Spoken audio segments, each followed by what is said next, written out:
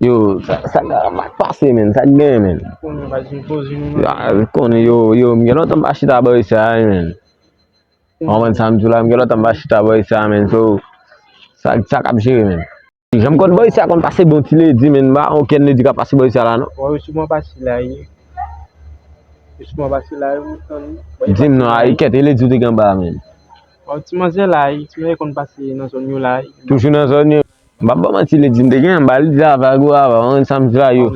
Ket yo, poten a pali ya men gado le di. Ye men, man se yon foman pi lui men, ket men. Yo, chéri mbalo s'il vous plaît. Yo, fòm e kle, yo, fòm boy si a e franse wè men pali papa. La ge franse sou fòm nan. Yo, sou la ge kol, wap bon? Non men. Bousou men, yo, gen 4 franse et demi. Bon, ça qu'a fait chéri. On va ti. Ça va? Yeah. C'est très bien. Comment la famille? Bien. Waouh. Tu ne veux pas comprendre moi, mesdames?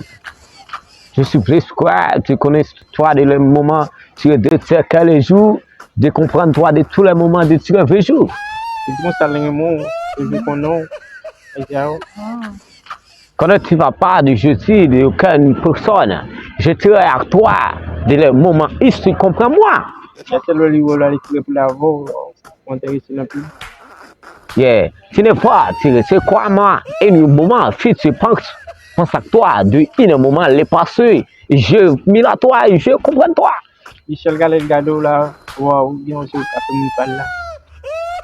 Quand tu vas tuer madame, tu ne peux pas de chita, non, non. E sou pap chita. Non pas pour comprendre français ça ou la parler parce que moi pas comprendre français ça ou la parler parce que moi fin terminé mon université me pas comprendre français ça ou la parler. Tu ne veux pas comprendre? Non, pas comprendre. Pourquoi? Pas comprendre. Je parle de bons français, je des bons français, bons français. Non, pas comprendre.